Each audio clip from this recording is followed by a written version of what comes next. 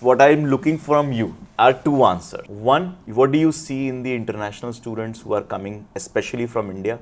What do you think they should do to be able to do better? This room, if you want to have a look around this room, got to understand people, money, customers. Understand that. Think about what type of person you are. Am I creative? Am I numeracy based? Thank you, Professor Mark, and it was a great learning experience for us today. I hope all the students who are going to be watching this will learn from this and will be able to make better career decisions, be it Coventry University or otherwise, but they will make right and better decisions for their life. Perfect. If you are planning to study in the UK, watch the video until the end and subscribe to the channel. How people who are sort of termed as mediocre in India, how can they actually open up their career opportunity? We don't work with students who are exceptionally brilliant. We look for students who may not have done exceptionally well to begin with, but are ambitious.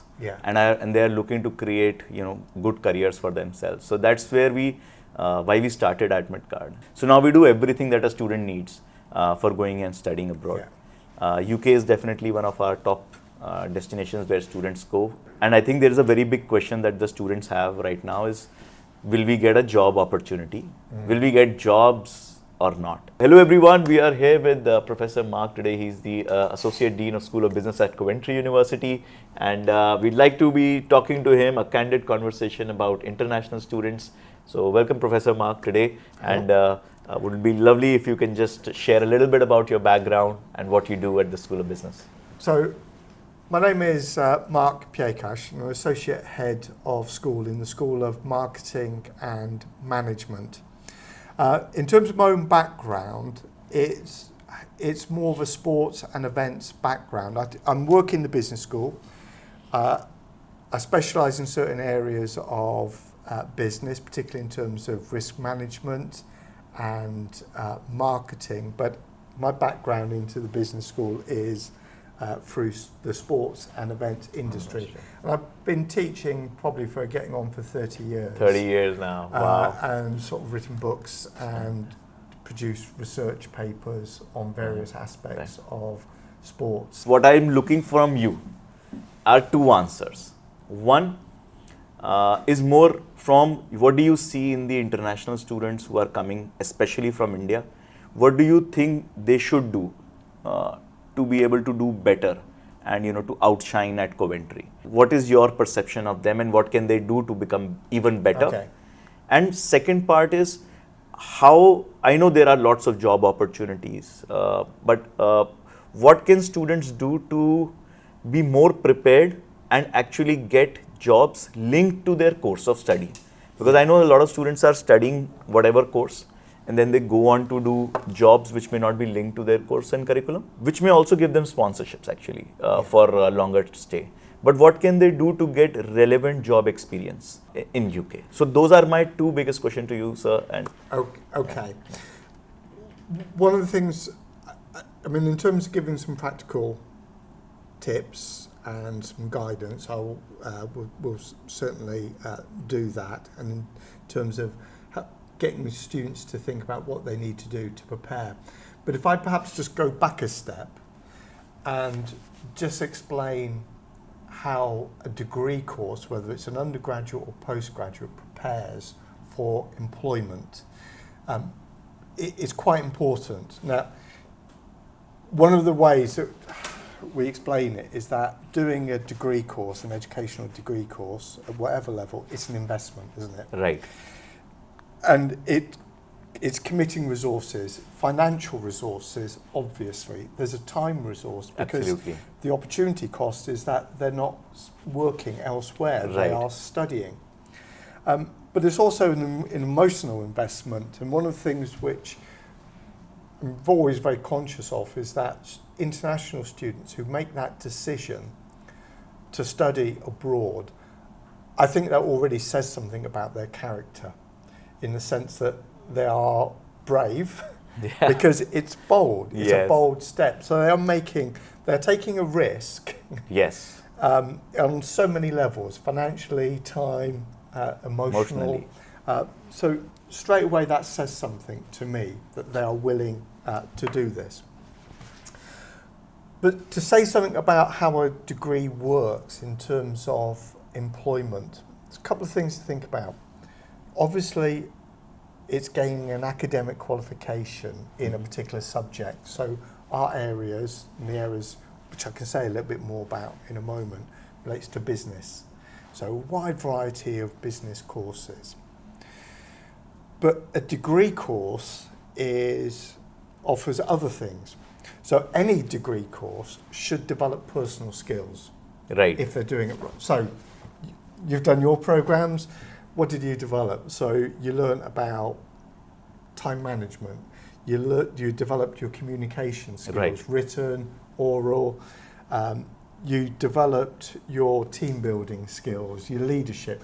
All courses should develop those things. Especially you're talking about the business school, I think in general. In business schools, obviously they are an integral part of it, and you'll have plenty of opportunities to develop those things. But just engaging with a program will develop those personal skills, which the smart student will know how to leverage.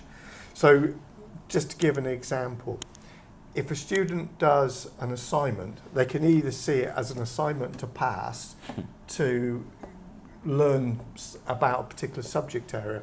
A smart student will say, I did an assignment which developed my communication skills because we had to present on a project right.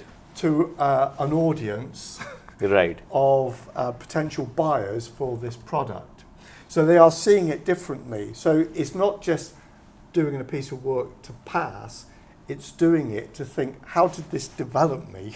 Also just abstracting, I could be presenting anything. Absolutely. But it's, in the end, I'm improving my communication skills, my confidence. Absolutely. And failure is part of that learning. Yeah. No one likes to fail, but when you see sort of, my own area is sport management. So failure is an integral part of sports, and you see the great sports people are the ones who learn from failure. And you will fail. You will lose, but you have to, come out victorious. Absolutely. So I'm talking about how does a degree course help with employability. So I've said about the subject, it will give those technical skills. So if you're doing a marketing course, or you'll see Tony later talking about finance and accounts, that will develop their expertise. There's the opportunities in terms of the skills that you develop just by studying right. and engaging. But there's other things, and this is one of the things that I encourage all students to look for when they're looking for the course. Look at the opportunities offered by the university in terms of employment opportunities or gaining work experience, and you touched on that. Right. You said it's so important. Now, good universities will offer those opportunities. So obviously it can be a formal internship, like for a year, and you've got those on undergraduate and postgraduate programs. It's one of the more unique aspects for postgraduate, because it's not it's not that common. There is opportunities here when students can have a look at those things. But I would always sort of tell students is look at the unusual areas, even like volunteering. So doing volunteering work, some students go, why would I volunteer? But I can promise you is that when you volunteer, it's gaining work experience, which you can leverage on your CV. And what it also develops is, and this is the fourth area, which ties into what a good degree program should do, is it develops your networks. Social, the friendships that you develop, and I'm sure you've still got friends all over, but those friendships also become part of your professional networks, because universities are international. Right. They open up these global networks, and you will be able to utilize those throughout your life. So work experience, volunteering links in with that area of professional network development.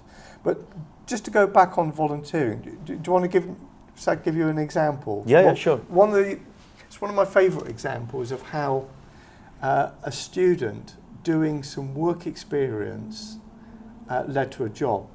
And she was doing an undergraduate course, on the event management degree.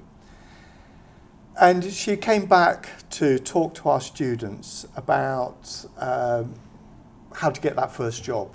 And she was working on, this is going back a few years, the Cricket World Cup. Okay. When it was in England in 2019. And I remember talking to her, I said, "Are you interested in cricket?" She goes, "No, not really." I said, "Well, how did you get this job as this sort of development officer for the Cricket World Cup?" Because she's set up, she can take that experience and saying, "Look, I've worked on this project," and she can work on events around the world, all these projects, and you think it's big business. And I said, "So how do you get it?" And she goes, "Well, it came from my volunteering Sunday mornings for Morrison's supermarket." So Morrison's big brand supermarket. And I'm there going, okay. So how's this getting to the Cricket World Cup? And she goes, "Well, we used to go out into the community Sunday mornings and do things like litter picking, picking up the rubbish, food banks for people on low income." Yeah. So Morrison Supermarket were doing these non-profit social activities because it helps their brand. And I've got an event management student working for a supermarket, volunteering Sunday morning. So I said, "How did this get to the Cricket World Cup?" And she goes, "When I applied for the job, they said they didn't necessarily want someone who just loved cricket and wanted to watch cricket. They wanted someone who could go out into Birmingham, into the poorer parts of Birmingham, and knew how to talk to communities." And she was going into poor parts of Birmingham, and you can imagine Birmingham, multicultural city, big Asian population, communities from Pakistan, from India, from all over the world. And cricket is attractive in those areas. But she was going in saying, "Look, I know how to talk to you. To people, yeah. I know your problems. You're a deprived community, but this is why cricket is so good for you. This is how you can leverage it." And that story kind of illustrates why no work experience, even a bad work experience, is wasted. And going to university can create those opportunities. I'll finish off on a final point. I can come back to what students need to do and to think about, but just on that employability aspect and why do a degree. The final point, and forgive me for using a sport analogy again, but there's an old line in sports, isn't it, that the more that someone practices, the luckier they get. Luckier they get, yes. Yeah, it's a classic line. Yeah. And going to university, it creates opportunities, but it's what the students put in is what they get out. Right. So if they just go there and think, I'll just do some assignments and that's it. I will sit in the class and I'm all set to... Yeah. But remember what I said, university creates opportunities. Right. And it's part of your investment. And that investment is dependent on the energy that you put in to try and extract as much as you can. Do you feel Indian students don't put in as much energy? No, as I said, my main background, I teach on across the board, but I do, because I've written sort of books on sport management, I often still do guest lectures for some of the sports students postgraduate, and we've got a lot of Indian students there, and I could give you some separate examples, but they've really engaged. And there's some interesting ones. So obviously, cricket is an obvious one, but it's the Premiership is quite an attractive draw. So it's always interesting when I get students saying, "Oh, I'm a Man City fan, I'm an Arsenal fan." But one of the things that we've been able to do is there's volunteering opportunities at one of the Premiership grounds, Aston Villa. Yeah. And they've done some stewarding. So they are learning, okay, it's volunteering, they're not being paid, but a good student will see, well, how do you get 30,000 people into this area safely to create an entertaining experience that makes money? that also does all these things. That is a complex business problem. How do you feed them? How do you then clean the place? And it's all the logistics, that's all those things. And good students will say, they've got to look at make sure there's no crowd violence, there's no emergency. Obviously, sport is wonderful, but it also can have its negative side. So what's the language taking place? What are these issues? They are learning. So good students will do those things. We've had a few, those are some of the direct examples where I know that they've gone to Aston Villa to sort of help out. And those opportunities, certainly with events and sports, there's all sorts of little volunteering opportunities, but in marketing, in business, in human resource management, there are these opportunities created, but the student has to be hungry for them. So what you are suggesting is that you need to put in a lot of hard work in the class, learn, upskill yourself, and be hungry for opportunity. Don't worry in what shape or form it is coming. If it is volunteering, do volunteering, internship, any kind of opportunity, stay engaged. They have to stay engaged. An important principle and this can be more for younger people going on to an undergraduate. So obviously they haven't got years of experience, years of wisdom. They're still learning. If they're 18, 19, 20, they're still learning. And they haven't got those experiences to draw on. But one of the things that can be important, one of the things that can be difficult to transition is that when they're at college, more work can be done for them. Right. Here's the handout, do this and you will pass, or do this. Doing a degree, an undergraduate and particularly for a postgraduate, there was an old line that you have to read for a degree. So go to classes, but you'll be in class anywhere between sort of 12 to 16 hours a week. But just going to classes is not sufficient to perform well in your assignment. Right. You have to read. And that's the difference. When you're at school, do this. But now it's a different level of There's thinking. a self-discipline and a self-level of motivation which is required. Yeah. And which are some of the best programs at the Coventry Business School? Well, there isn't... it's a controversial question for you. It's possibly... that's too big a question, isn't it? What's the best program depends on what student wants. So if you've got someone for me, in terms of employability. Our employability, I don't have the data. But one of the things which I would tell all students to do is have a look at the metrics. Because if they're choosing a university, they will do the research to look at where the rankings, employability, and Coventry will come out pretty high on those. Now it varies.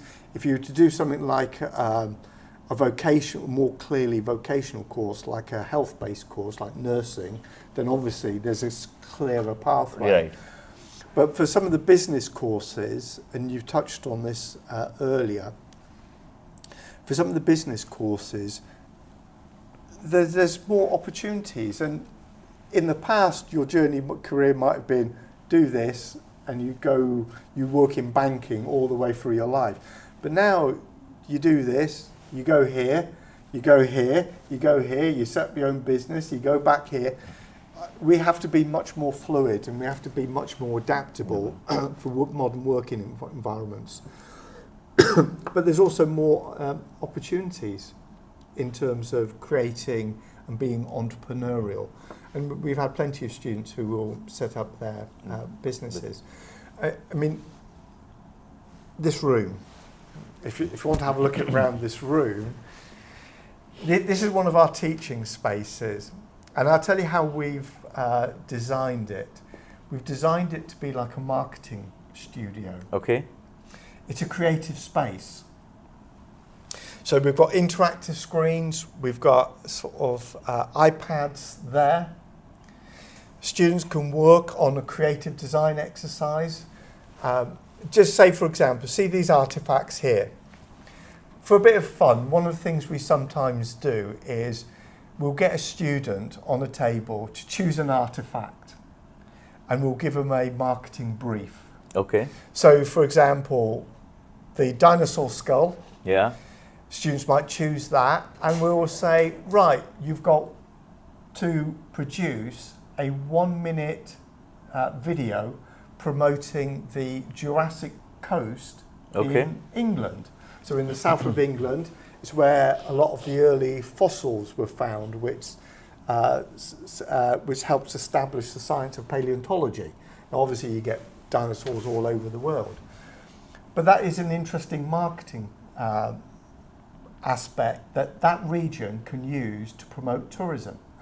So the students will be working here saying, right, let's get some images, Jurassic Park, create a video, right, let's get it out there, and they will share the videos. So it's a creative space. The whiteboard at the back, right, that isn't a white wall, it's a creative thinking space because students can stand there with their board pens and do mind mapping. So it's a space that you can move around. Right. It's a dynamic creative space. Now students who do marketing they can work for business, they can set up their own business, they can go in all sorts of areas. And I can say a little bit about some of the business courses that we've got, and I can try and explain the difference. So I'd be cautious about saying what is the best job, because if you say banking is the best job, but if you've got someone who does not like numbers, who hates banking because they are an artist, You're right. you're killing them. They will be dying inside. I could not do banking. I couldn't do banking either. No, Yeah. I could not. But you know, I know that you can make lots of money. Yeah. But if it's not for you, then that is not the right course. And it's like, it's a basic point of marketing, isn't it? Right. A basic point of principle of marketing is understanding the needs and wants of your customer. So it's like saying, what's the best car? You could say it's a Rolls Royce, it's a Jaguar. But if you're a poor student, that is not the best car. Right. Because you haven't got the money to afford it. Right. If you're a rich multimillionaire, what's the best car? Well, you want the best car that reflects your status. You don't want an old, battered out Mini or Morris Minor or whatever. So it's what's the best course? Do the research. Think about what you like and what you want to do in a few years' time. And that's one of the, in terms of, it goes back to your question, do you want to focus on what should a student do? Yes. Right, so choosing a course, what should a student do? Number of points. First of all, it's do the research. And also do the research in terms of what sort of jobs they would like to do. Because if they kind of look around and thinking, I'd love to do that, then they can work backwards and say, well, how do I get there? How do you think a student should think about what kind of job they want to do? It's you're going online, you're looking at jobs, you're looking at more senior jobs, and you're reading the job descriptions of what's required. Now, sometimes it might be, you'll see a job that will be, say, must be educated to a degree standard. Right. So straight away, there's a criteria. But then they'll also say marketing, experience.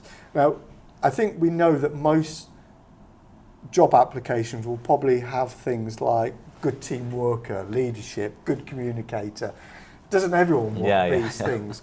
But that's where the students will think, well, if I do a degree and I put the investment, I will be able to get those things.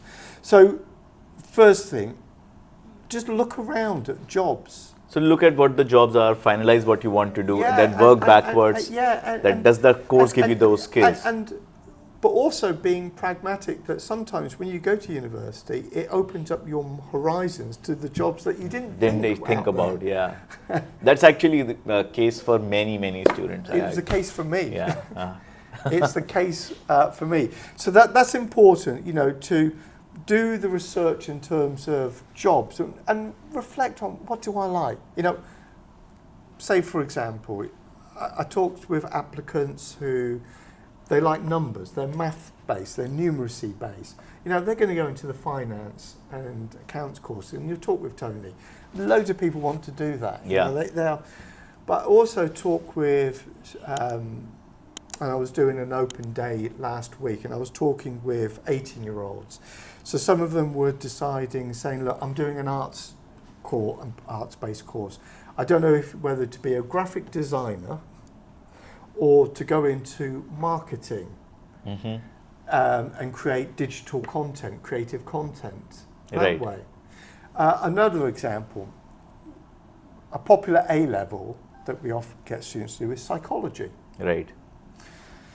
Psychology, really interesting. Now, you could do a psychology degree, but I've also was talking with some people who are saying, I really find people interesting. I like trying to understand what In my engineering, I studied 2 courses on psychology. So now it's interesting. Now, you could do a psychology degree, but if I get those sorts of people, I say, well, look, you're interested in that. Look at a marketing course.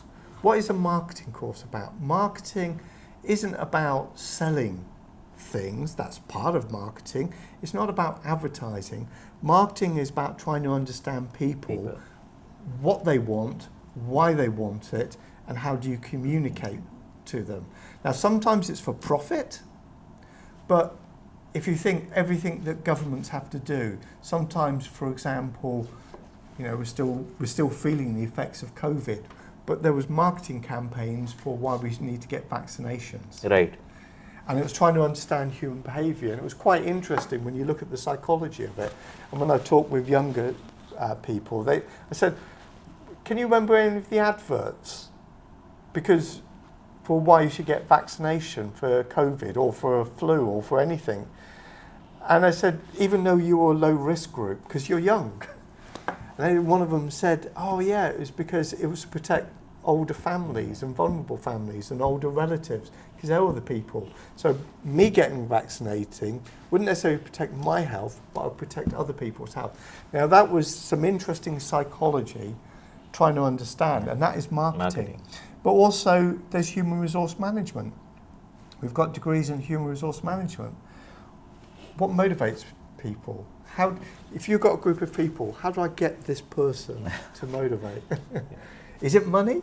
Well, money's not always, yeah. No, it's, you know, that's what I'm saying. If it's just money you want, you do certain things. But some people, they would just go, yeah, I don't want to work in a bank. Some people want to work. I really want to work in a bank. I want to work in insurance. Other people, yeah. So if it's not the right thing.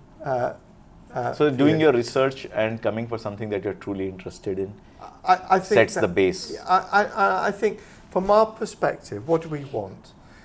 I would never sort of come here and say, do a hard sell. Yeah.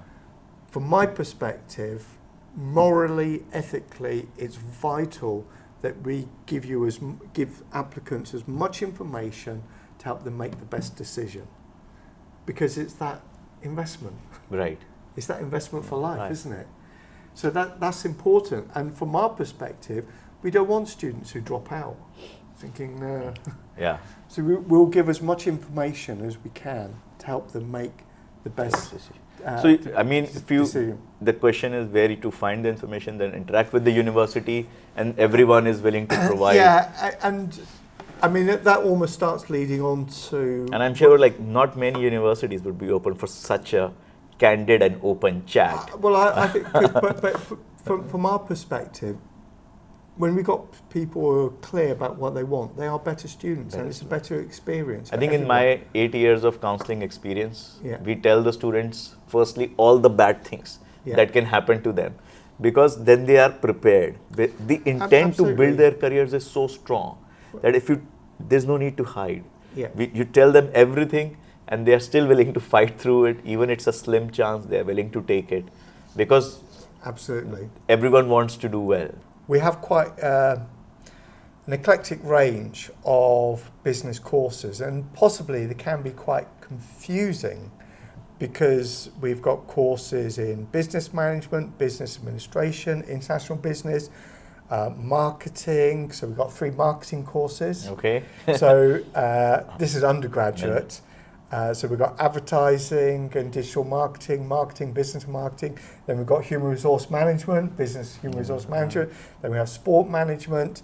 Then we have events management. And then we've got entrepreneurship. Right. So people want to set up their own businesses. And we have top-up courses. And those courses are also reflecting postgraduate courses.